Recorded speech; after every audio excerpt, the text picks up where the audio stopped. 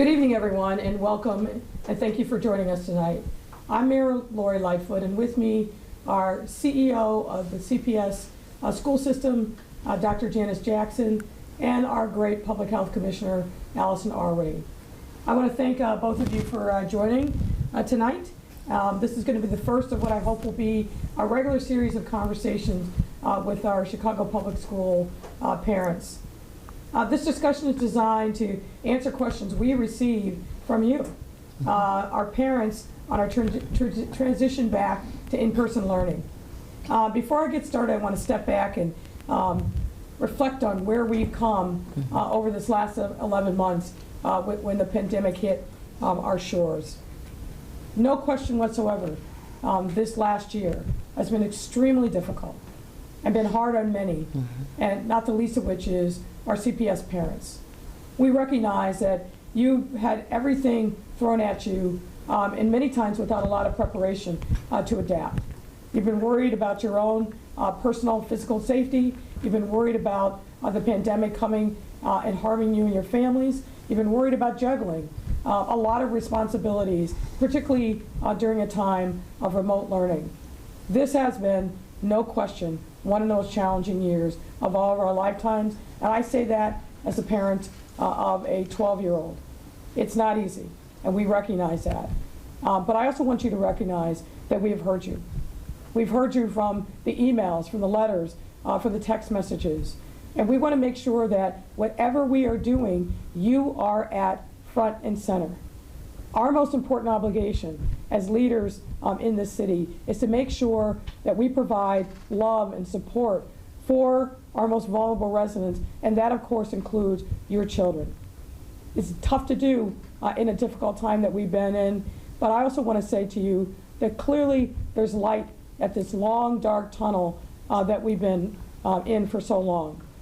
We want to talk to you tonight about what we have accomplished over the course of this school year, and most recently the effort that we have put into place regarding an agreement with the Chicago Teachers Union to reopen our schools safely. Fundamentally for me, this is about making sure that each one of you have options to make the decision that's in the best interest of your child and your family. Not everyone is going to choose to come back in person, but many of you have told us that you want that option. And so the fight was about making sure that you had options.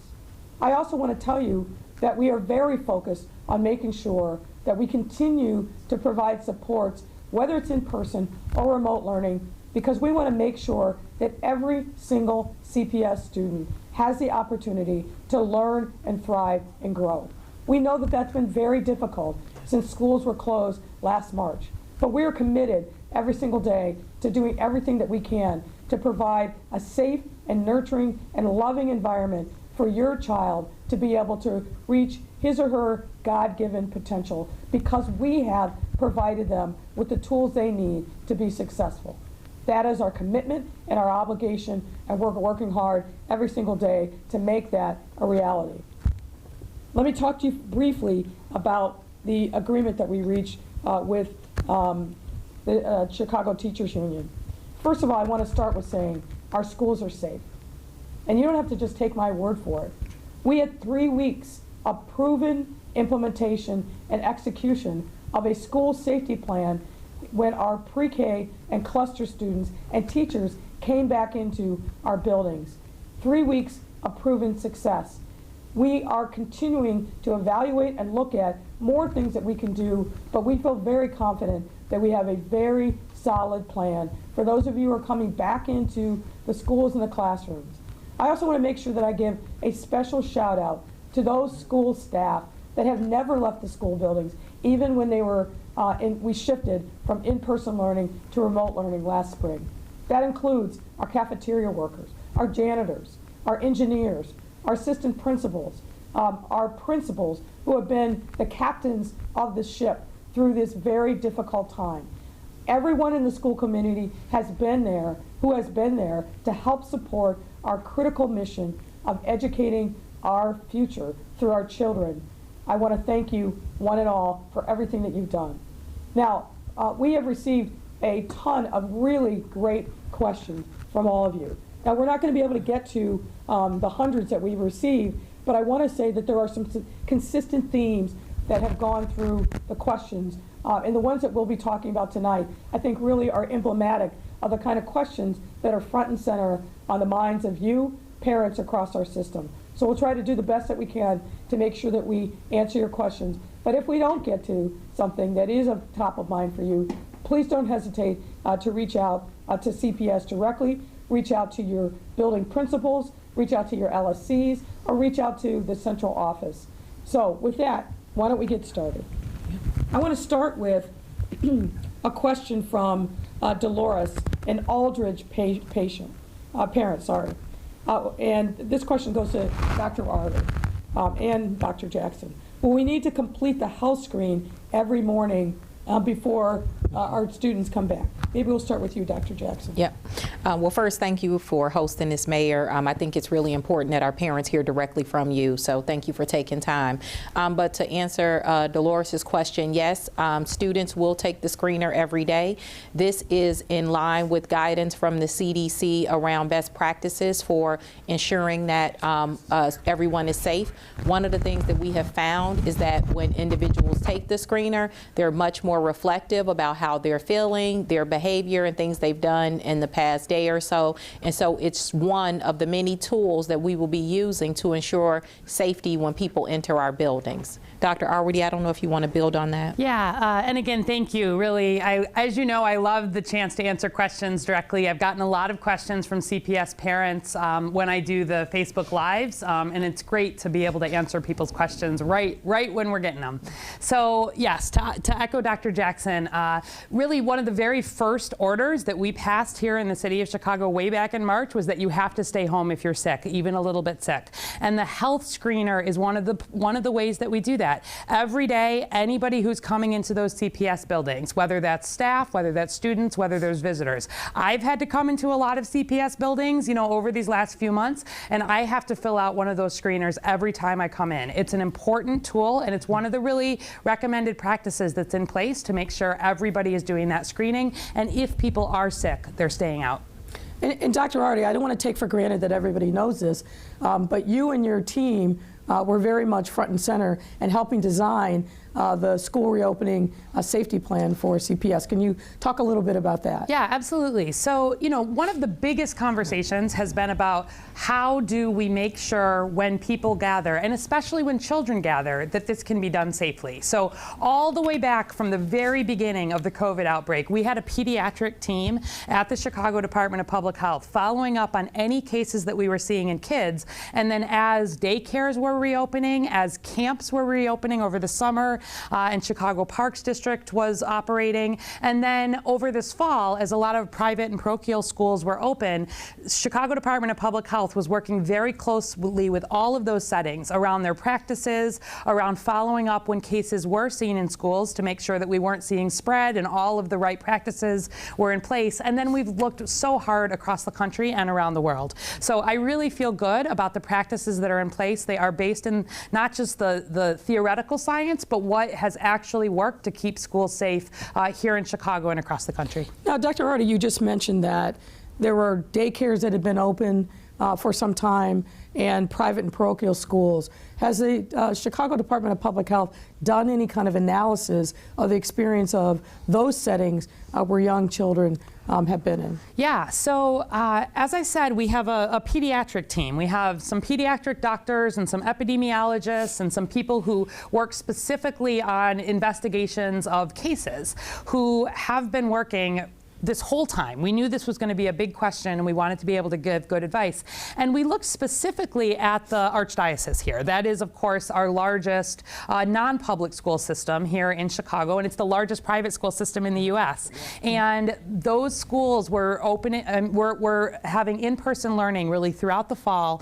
And we worked very closely whenever there were cases identified in those Archdiocese schools, whether they were in students, whether they were in staff, doing that investigation. And and then comparing what we were seeing there to rates we were seeing in the community. Really want to thank the Archdiocese for their willingness to be very cooperative and open. They also wanted to, of course, make sure that their schools were safe. And what we found was that, in fact, the students who were in person in those classrooms had half the rate of COVID of students who were not in school. And staff who were in person had a lower rate of COVID than people who were actually not in school settings. And we think a lot of that has to do that actually in a school setting where you have these careful mitigation practices, people are wearing masks, distancing, we're doing the screening, we're doing the cleaning. We're thinking about COVID and protecting people, and that is in a lot of ways different than if, you know, students are getting together in less formal settings or people are gathering. And so in fact, at least here in Chicago, being in school turned out to be protective against COVID. And over again across the country, we've seen that with good mitigation practices, schools definitely can be safe for both students and for staff. Yeah. And Dr. Jackson, there's a lot of conversation now, particularly with the new federal administration in place, about making sure that you're spending money to make schools safe. Yeah. And CPS was fortunate enough to get monies from the CARES Act last spring. Yeah. Can you tell us a little bit about what monies were spent as part of retrofitting the schools and making them ready for in-person learning, and some dollar amounts that were CPS invested in making the schools ready for in-person return? Yeah, well, first I want to remind people that last spring we spent about $75 million just being responsive to the educational needs as it relates to remote learning. So buy-in devices, helping out with internet connectivity, supporting with curriculum materials and food, et cetera. But with regard to reopening, right now we've spent over $100 million to prepare for reopening. The lion's share of that was spent on retrofitting our buildings, making sure that proper air ventilation was taking place. There were a host of schools that received capital improvements in order to make sure those buildings were safe. And then in addition to that, and this goes above and beyond what was called for by the CDC, is that we put an air purifier in every single one of our classrooms. We spent about $8.5 million to do that because we knew that it was important. We heard from a lot of teachers during our early negotiations with CTU that was something that they cared a lot about, and that they thought that it would assuage a lot of concerns that people may have about entering the buildings. And then in addition to that, hand sanitizer, signage, all of the things that, you know, we've all had to do in order to make our buildings more safe, we've been able to do since the summer. And so I feel really confident, as you said in your opener, that our schools are safe and that we have made the proper investments to ensure the safety of our students and staff. That's great. And I would add, where we've gotten, for example, tests from the federal government, we've directed those specifically to Chicago Public Schools to make sure that we're doing routine testing for staff and, in fact, now some students under the new agreement. Yep. That's great. Let's go back to a question from a CPS parent. This is from Elise. Question, I think this is probably for Dr. Jackson. Will there be a limit on the number of students allowed in each preschool room to allow for proper 6-foot social distancing at all times? If the number exceeds the limit, will the classrooms be divided into pods as K through 8 and have in-person sessions alternated? Dr. Jackson? So right now, our limit for all classrooms is no more than 15 students. For a regular size classroom, that meant cutting a classroom in half because the average class size is closer to 30. But for pre-K, the average class size was around 20, so going down to 15 was a little bit easier. And also knowing that, again, not every parent is going to opt for an in-person option. And so we feel confident that with no more than 15 students, 15 people, I should say, in the classroom, that we will be able to do the proper social distancing. So that's just one part of it, the space. The other piece is that teachers play an incredibly important role. And I think, you know, listening to Dr. Arwady's feedback or the findings from the research, schools really help students to internalize a lot of these best practices around how to prevent the spread of COVID. And so I think to a certain degree, learning how to wear a mask properly, being reminded to do that when you know sometimes you can be forgetful, proper ways to engage in the pandemic. A lot of that learning is going to come out of being in the classroom, and so I think our homes will be safer and our communities will be safer as a result. That's great. Well, one of the questions certainly that I heard from a lot of parents about is what is the plan to keep schools sanitized and clean throughout the day and to keep bathrooms clean? And that question comes from Gerald, who's also a CPS parent. Tell us about the plan to make sure that our schools, classrooms, and bathrooms are clean. Yeah, this is probably the question I get most often from parents when thinking about not just reopening, but across the board. It's no secret that we've had challenges around sanitation, but we have made a lot of progress in the past years around that, looking at contracts, making sure our schools are clean. They've been clean top to bottom. Kids haven't been in there for almost a year, but we've hired additional custodian workers to support in many of our schools. Our goal was to hire, I believe, 365. We're very close to closing in on that number. We're also still hiring, so anybody who's interested should visit our website. We continue to hire for those positions. But the other thing is we built the schedule so that Wednesday is an all remote day for everybody. We did that for two reasons. One, we wanted to give our custodian team more time to clean, do deep cleanings in the building, in addition to what they would be doing on a daily basis, but to also give teachers more time to plan, because it is difficult teaching both remotely and with students in person. We call it simultaneous teaching. So if you're in one pod, you're there Monday and Tuesday, you're in another pod, you're there Thursday and Friday, and then everyone's at home on Wednesday. And we think that allows for cleaning and planning. Great. Let me ask you, Dr. Jackson, another question. This is from Dania, a Chase parent. Would we be able to be given a layout of the school's procedures in regards to safety?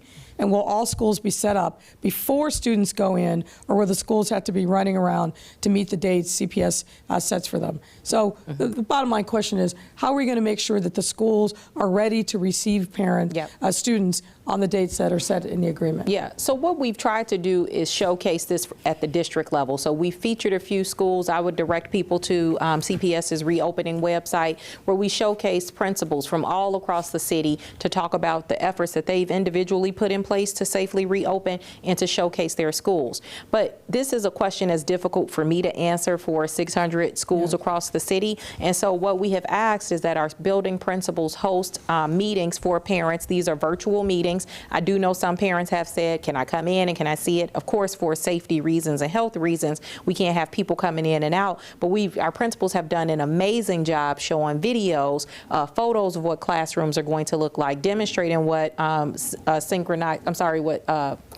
instruction is going to look like, both remote and in person. And so our schools are ready. The other thing that we've done at the request of our board is we have a readiness website, which again is on the CPS reopening website, and you can drill down and look at individual schools, and we have indicators of readiness across the board. So if your school was due to receive additional custodians, have they been received? Are all the proper things in place to safely reopen? It's listed on that website. Parents can go and look up their individual schools. I would also encourage parents to look up the schools of people in your family and point them to it, because we want them to send their children to school, but more importantly, we want them to feel good about that choice, which is why we're trying to share as much information as possible. That's great. So bottom line, folks, is check out the readiness page on the CPS website under the reopening, and you'll be able to get a lot of your questions answered. And if not, never hesitate to check in with your building principal, because they should be ready, willing, and able to answer all of your questions.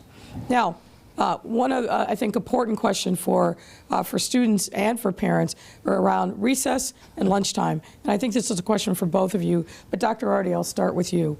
What will recess look like during in-person learning, and is it safe for kids to play together? Yeah, so again, we really look to our experience over this pandemic here. We've had children gathered in camp settings, we've had children gathered in daycare and childcare, and we've had children gathered in other non-public school settings. And what we've seen is that you still need to have a lot of those practices in place. So children are going to keep their masks on, they're going to be staying, with their pod groups. We're going to be keeping some distance there, so it may not look exactly exactly like recess has in the past, but absolutely kids can be outside, can be playing, and we have seen this happen over and over and over again. And I think it can be hard for people to imagine this, like until you sort of see children very happily wearing their masks and, you know, and interacting and being children, right? Like kids in a lot of ways, when you set up expectations, they take to them actually very well, I think better than adults do. And so, yeah, when kids are outside in their masks and they're keeping their distance and they're in their groups, that's not a significantly high risk setting. And we, you know, as you know, as a pediatrician, I certainly want to make sure kids are getting their exercise. And, you know, one of the things of being able to not have kids just on screens all the time is the need for them to be exercising and be getting some of that physical activity that's just as important for, you know, developing kids. Yeah. Dr. Jackson. Yeah, I mean, I think Dr. Arwady answered the question perfectly, but what I would say to add on to that is, like, we have watched other school systems that have been open to, you know, determine how we're going to design recess and other activities where kids come together.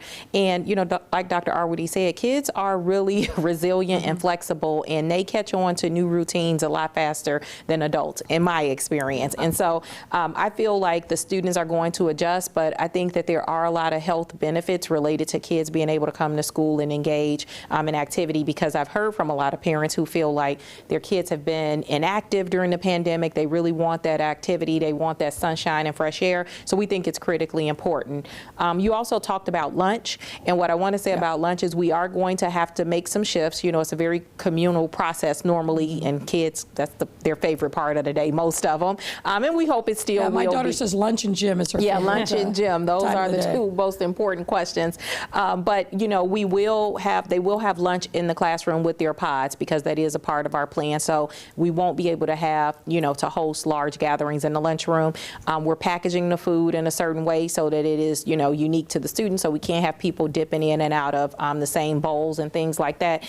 And, you know, our nutrition support team has been amazing. They have shifted throughout this pandemic, you know, working throughout the pandemic, but even shifting the way that we now serve our students. And I think if we're concerned about what's going to happen in CPS, I point people back to that first 3 weeks. Our kids came in, we were worried. They were the littlest ones, our students who need the most support, and they were so happy to be back in school, and their teachers were happy to be back in school with them. And so I do believe they'll adapt to the routines, but lunch will look a little different. Well, look, I can tell you firsthand, folks, having been in some of these schools in January and early February, when we brought back our pre-K and we brought back our cluster students, they were following the leader. The teacher really is important in setting the tone, particularly around mask wearing and the social distancing. And I saw teachers using very creative and innovative ways to kind of bring that home for the students, and they adapted very, very well. Now, Dr. Arwady, just following up on the lunchroom conversation, tell us a little bit about the public health basis for having the students stay in the pods and be in their classrooms. Sure. So really one of the goals of the pods generally, you know, these are generally limited to about 15 students. And the idea here is, for one, when you've got that many kids, you're able to make sure you have appropriate distancing, right? One of the things that's most important, you know, like you see us sitting far enough apart from each other, we don't have our masks on right now. It's especially important that that distance is there. And so bringing it back to lunch, doing that in the classroom in a way that is spaced is important, because you have to take your mask off to eat, right? And so really thinking about some of those practicalities, but also having that 15 students means that if we do see a case of COVID, and let's talk about that a second, because it's not that COVID still exists in Chicago, and it's going to exist in Chicago for many, many, many months at a minimum here. And the question really isn't whether it's possible to entirely keep COVID out of the school. We've got all of the good protocols in place, like the screenings, the testing, all of this, to lower that risk as much as we can.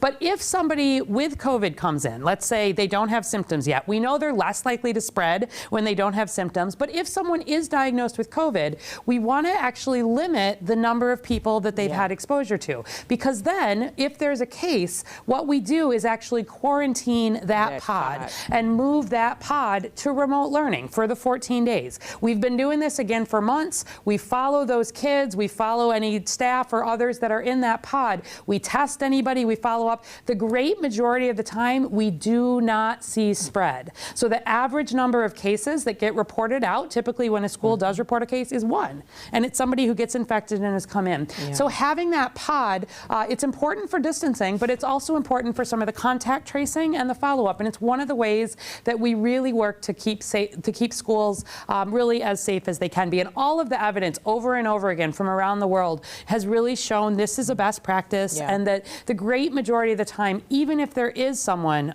with COVID, we actually don't see it spread. But we don't take any chances with that, and we ask people to quarantine during that time. Dr. Jackson, did you want to add to that? I think it's an important point, and it's a hard thing to hear. Everyone's afraid of COVID, and the fear is real, and it should be. But, we can't guarantee a COVID-free environment, but the protocols that we have in place are there to slow the spread, stop the spread of COVID. And even in that short period of time, we were able to identify quickly, to have people quarantine, isolate, depending on their situation.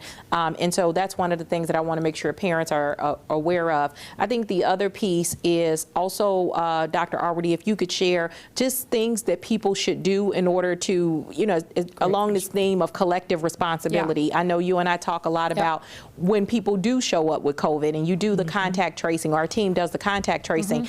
Usually there are a few events that stand out. It's usually a birthday party or celebrating grandma and all of that, and we're all guilty of that and making decisions and trying to figure it out. But I really want to impress upon people as we return back to school that we all have individual responsibility to make sure that we're safe, and some of these activities where we feel the most comfortable, where we let our guard down, can actually be the activities where people are exposed and end up bringing it back in the classroom. Yeah, and thank you for that. I mean, really what we've seen, again, where we've done these investigations with other schools, is that where we are seeing multiple cases, in most experiences, it's because there's been a sleepover, for example, or there's been a pool party, or there's been, a gathering typically outside of the education setting where people are feeling comfortable and letting their guard down. And it's especially important, honestly, for staff also. We've seen, across the board, we've actually seen much more staff-to-staff transmission than we have staff-to-student, and very little student-to-staff. And it just points to, with colleagues, you've got to make sure you're being careful with your colleagues too, and having good practices at work. But I think it is important, as you're coming back into school, that you're really doing what you can to limit the risk outside of school. And collectively, we think about making this as safe as possible. I was reading a study from Germany this morning. There was a new one that was out, and it showed that, when someone had come into, with all the screening, but they'd come in and they didn't have symptoms, 99 out of 100 times, they did not spread any COVID, right? 1 out of 100 times, we saw some limited spread. You can't say anything is 100%, but when we did see that, again, not widespread and having the things in place, but really doing what you can. Our COVID numbers look very good here in Chicago, right? Our positivity's down, our case numbers down. We're making good progress. But being back in school, I think, is part of really thinking about how important this is sort of to families and to the city. And it means making sure that we're not taking unnecessary risks outside of school.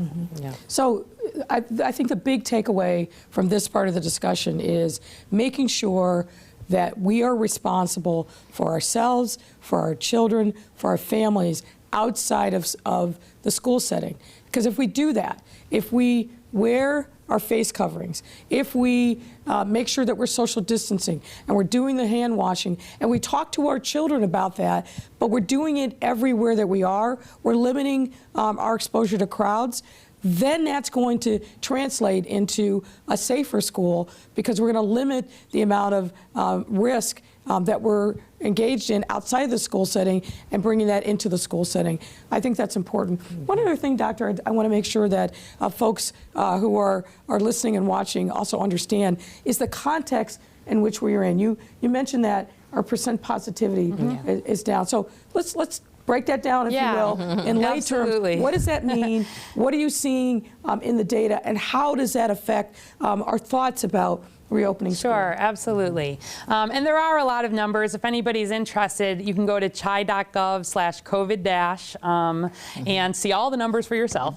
But the bottom line is that we follow how many cases are we seeing here in the city of Chicago, and we follow what percentage of the tests that we do here in Chicago are positive for COVID. So when we talk about having less than a 5% positivity, it means for every 100 people that are getting tested for COVID here in Chicago, fewer than 5 are coming up positive. And that really lets us know, because of course we're testing people with symptoms, we're testing people with exposures, we're testing people in a whole range of settings. It lets us know, as long as we're doing enough testing, which we are, that there's not a lot of undetected COVID out there. We compare that with, and just to put this in some context, in the first surge we were seeing positivity 30% sometimes, 1 in 3 tests coming back positive. In the second surge we got up as high as about 16%, so almost 2 of every 10 tests coming back positive. Now that we're talking about less than 1 in 20, less than 5 in 100 tests, we are back at a point where the level is getting lower. The number of cases, new cases we're diagnosing across the city every day is getting down toward that 400 case per day mark where we really want to see it. We were having as many as 3,000 new cases a day here, just like in early November. And so having moved from more than 3,000 new cases per day all the way back to between 400 and 500 and trending down, the risk continues to decrease here. And so it's good news in terms of how we're doing from a COVID perspective. And the even better news is that we've seen, even in big surges, schools are able to be reopened safely. And so the fact that we are very much not in a surge, we're at a very, very good place from a city, gives us even another level of confidence in terms of the ability to, to have schools reopen and make sure that kids can get some of those social, emotional, and academic learnings that are important. Let's go back to questions from parents. We have one from Kimber, who's a Cooper parent, and the question is this: in our school, there are many large rooms, and the supplement of a single air purifier per room is not enough with the old ventilation. I don't believe that there are any rooms that have more than one, no matter the size. Will you be reevaluating the air purifier and ventilation matrix to allow for larger classrooms being ventilated and ready for students? Dr. Jackson, why don't you take that question? Yep, I'll answer the question, but I also want to direct parents to our website. We have a full page related to air quality and ventilation. And what we've tried to do here is feature experts. I am not an expert, but I will definitely share what the district has done. But if people are uncomfortable, because a lot of our buildings are older buildings, they can see exactly what it looks like. We actually showcased an older facility in CPS and talked about air quality and ventilation. And we looked at one of our newer buildings to see what's the difference when you're looking at an older facility and a newer facility. But what I want people to know is that the first thing that we did, and again, this was a result of negotiations with CTU early on, is we conducted an analysis of all classes in CPS, about 50,000 classrooms, and we published that data. It's on the same website that I just referenced earlier. You can go to your school at Cooper, drill down to your child's actual classroom, and see whether or not the ventilation is proper in order to have individuals back in, given where we are with this pandemic. The air purifiers were an added measure that we put in place, again, to lessen some of the concerns that people have had around that, and we think it was the right thing to do. And Chicago is now a model in that regard. A lot of I'm talking to superintendents who are happy about our agreement. They want to know how to get it right, and I've told everybody, do the air purifiers. I think that's a good added benefit. But then the other layer that we put in is each building engineer has a device where they can go in and test air quality. So once our teachers and students are back in the classroom, if there's a teacher who doesn't feel right, you're in an older facility, you're unsure, the engineer can come in and do a quick test, quick and dirty. If you don't want to see what's on the website, you can look and see there. Again, it's a multi-layered process. It's not a one-shot deal, but we're doing everything within our power to show people that we take the air quality issue seriously, and it's a multi-layer process. We put a lot of things in place to ensure people's safety. And can I just add, we Chicago Department of Public Health really, recommended to Chicago Public Schools to bring in experts around this, to really make sure that there were folks coming in classroom by classroom, taking a look at this. And this goes far above what is required, and it actually goes above what most other school settings here in Chicago have done. And we think it is a model. It's a really good thing to do. I think it's going to have benefits that go beyond COVID in terms of really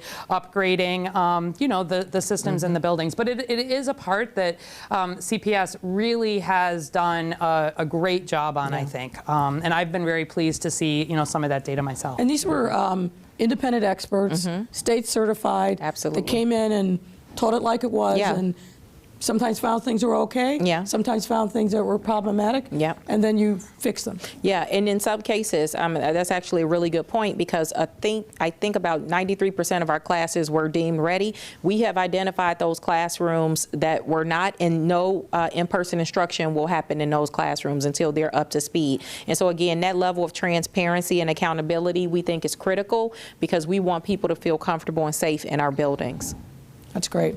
All right, we have a question from Rachel, who is a Drummond and Pritzker parent.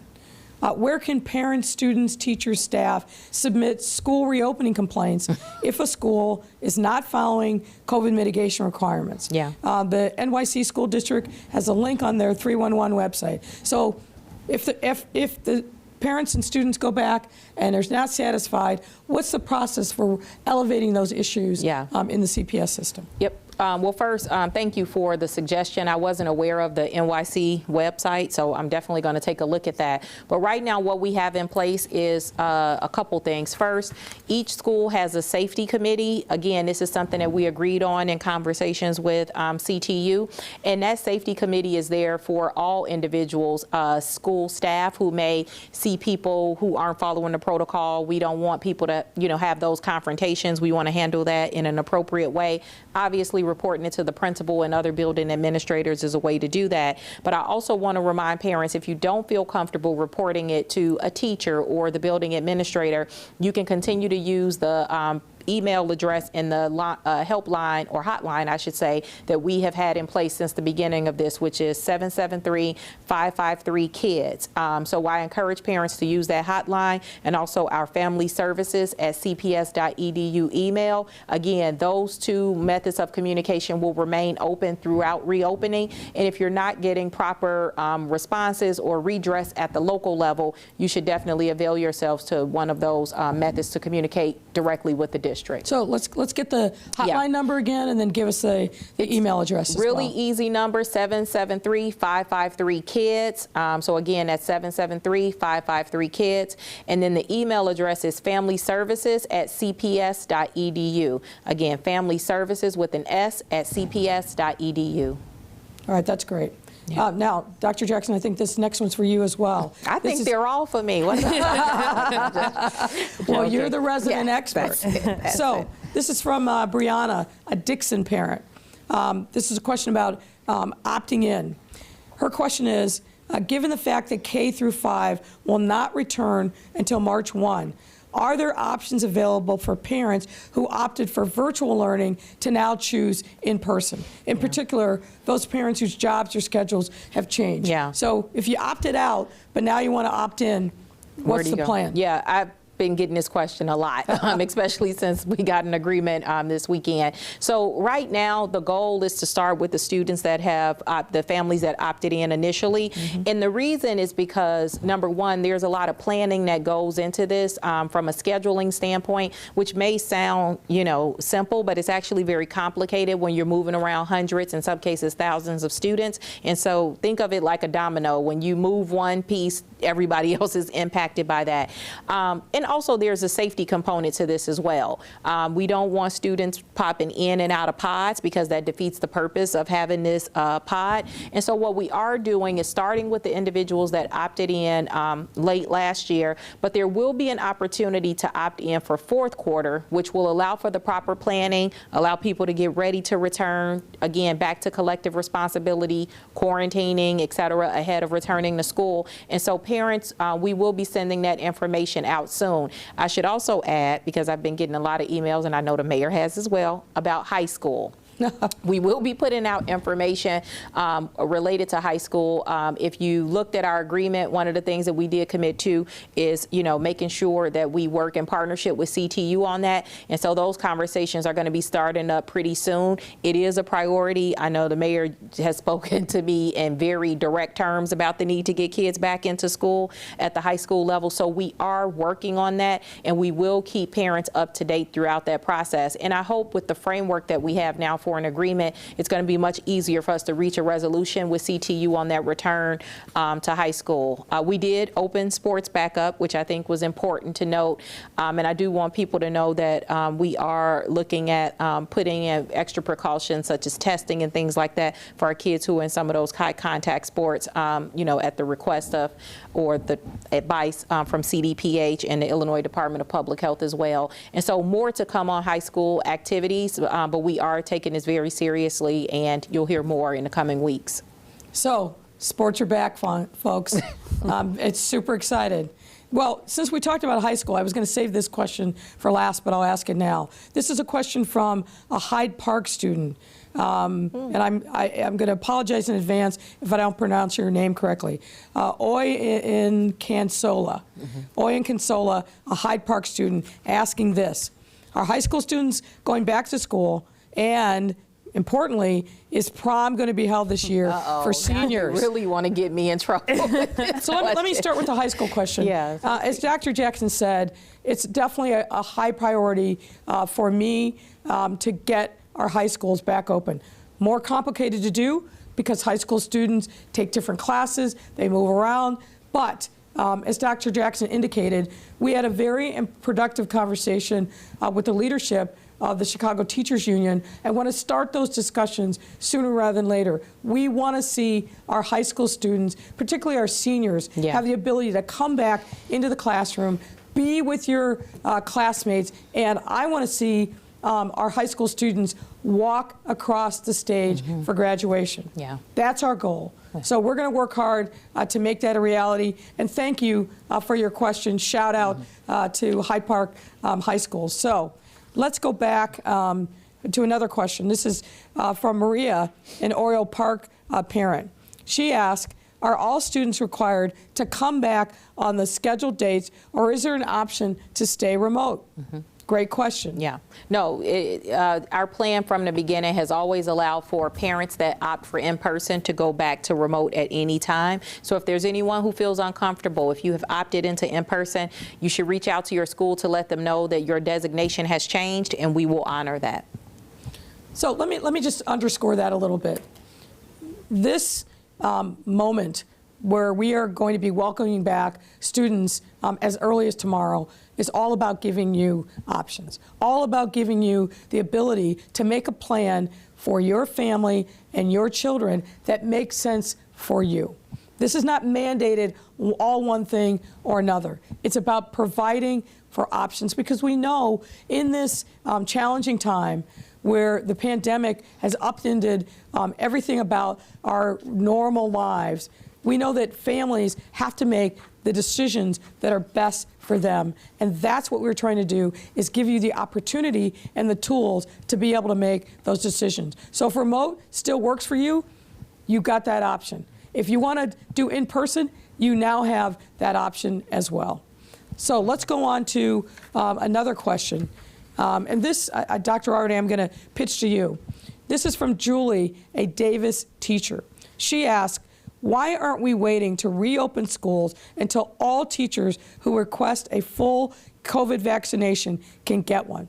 That was a topic of a lot of conversation with the CTU. As you know from the agreement, what we're doing is giving teachers the option to get vaccination. We have designated a certain number of vaccinations every week to facilitate and prioritize getting teachers vaccinations. But teachers are coming back, if they choose to, after the first dose, 14 days thereafter. And then, of course, we are guaranteeing that they get that second dose. And I also want to say, Dr. there are teachers that have already been vaccinated, is that right? Yeah, there have. And, you know, I've gotten this question a lot too. Yeah. And the answer almost always to vaccine questions is, I wish I had more vaccines. Yes, of course. And so we have definitely prioritized vaccinating educators here in Chicago. We have about 142,000 educators, where we talk about not just CPS, but the private, the parochial, the daycares, et cetera. We're getting 6,000 first doses of vaccine every day here in Chicago. And we also have to stretch this across the other essential workers and across everybody who's over 65. But we have already, there have been about 7,500 CPS employees who have already been scheduled for vaccine. Just today and tomorrow, through a partnership, we dedicated vaccine, and Walgreens is vaccinating about 2,000 pre-K and cluster staff who are, as well as staff who live with vulnerable household members, getting 2,000 of them done in a quick 2-day shot. And then we're dedicating 1,500 doses a week just for CPS, in addition to all of the other ways that people may be getting vaccinated every single week for as long as we have vaccine. So vaccine is a part of the strategy, but just as a reminder, schools are safe even without the vaccine. They've been open all over the country without seeing them be a source of significant spread of COVID. And all over Chicago, all right? over Chicago, not driving COVID, even without vaccine. So even though we're excited to have vaccine, and I'm glad it sounds like you want to get one, and we want everybody to get one as it's their turn, we want to emphasize that you do need to continue doing those other mitigation practices. The vaccine is just one tool that will come with the rest. And children are not eligible for vaccination yet. The studies are still being done, and it's not likely to really be before summer when children are able to be vaccinated. And I just want to give a personal shout out to Walgreens and really thank you for stepping up to get our teachers vaccinated. But I also want to thank Walgreens and CVS, who've been doing yeoman's work across the city, particularly in our nursing homes and other senior centers, to really go in with a team to make sure that both the residents and the staff are getting vaccinations. Can I add one thing on that? And Dr. already mentioned it, but we are standing up our own vaccination sites within CPS as well. We're going to have 4 sites spaced throughout the city. And while we're giving shout outs, I want to give a shout out to Innovate, one of our partners who helped us with the 7,500 as well that you pointed out. And I do want people to know that we have an equity focused process, just like the city does on vaccines. We have offered vaccines to all of our healthcare workers in CPS, people who will work in care rooms, all of our building administrators. We started with our lunchroom staff. All of our clerks have been offered. And so we're moving through this process. 7,500 I think represents almost 20% of our staff. And so we'll continue to update people on that. And again, we also have testing as a big part of our plan as well. And I know this is a lot of data. We've thrown out a lot of numbers, but again, all of this is on our website, cps.edu/reopening 2020. If you want to look into this, if you want to know what we're doing, you can always go to that website and see what the current data is. And in many cases, we have drilled down to either the community level or the individual school level. And I'll just add, we will be doing second doses as well, coming along behind those. There's a gap of typically 4 weeks between that first and second dose. This is a process that's going to be rolling out over really the next few weeks to months. But we're hopeful that every adult will choose to get vaccinated, particularly in our schools.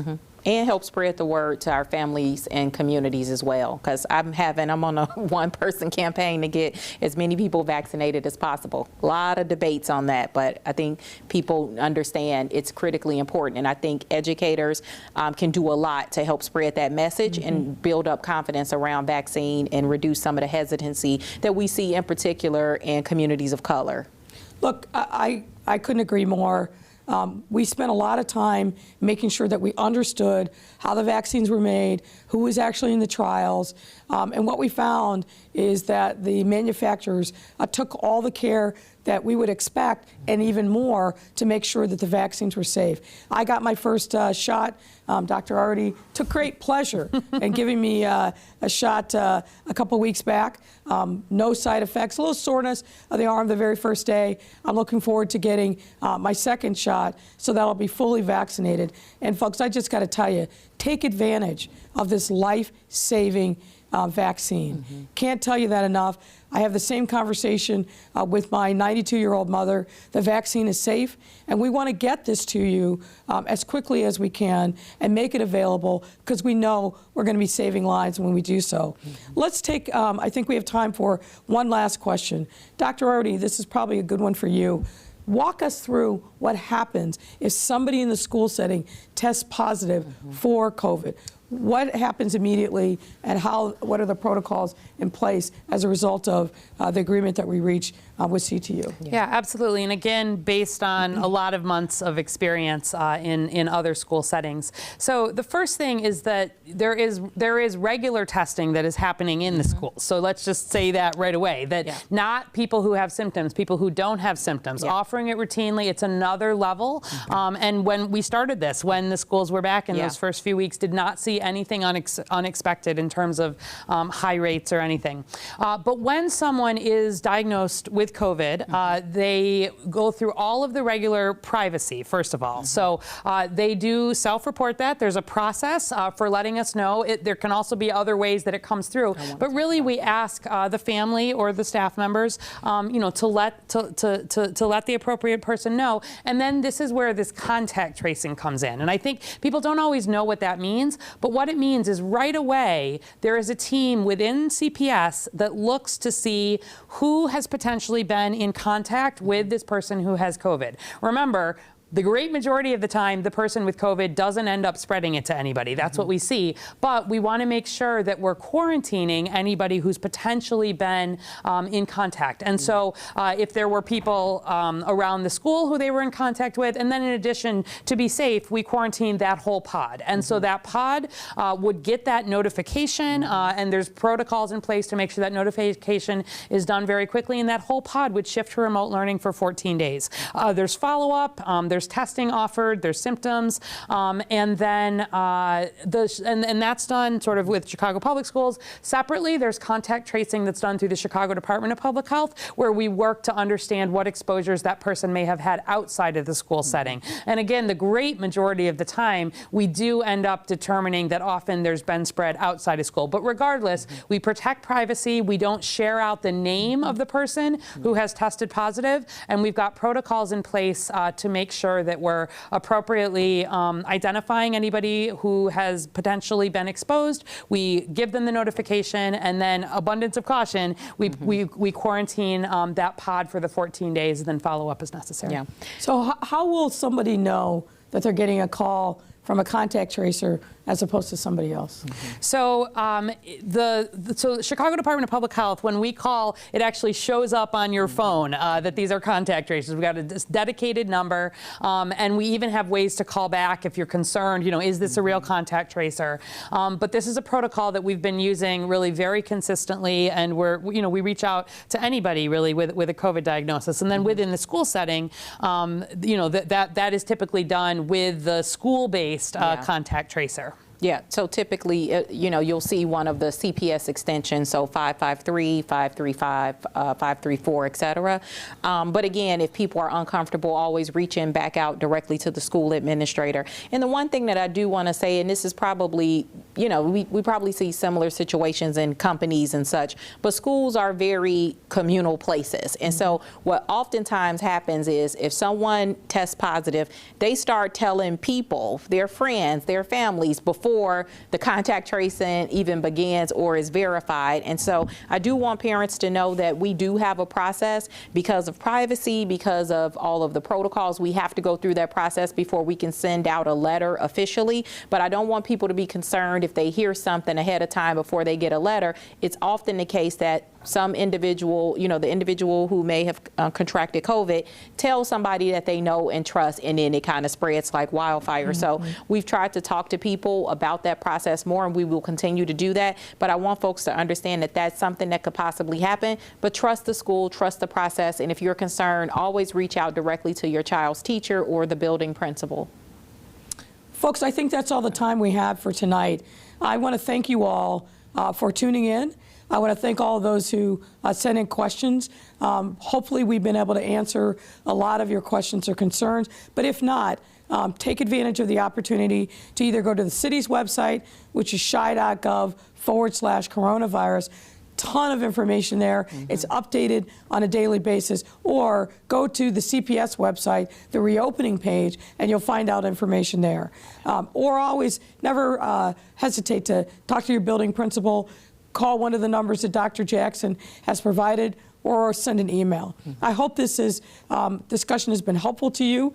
And as I said at the beginning, this is going to be the first of many times that we engage with you as we move through this process of reopening and we tackle other issues that are important to the entire CPS community. So thanks everyone for taking the time to be with us tonight. Be safe, make sure that you're following the public health guidance, and God bless you. Have a good night.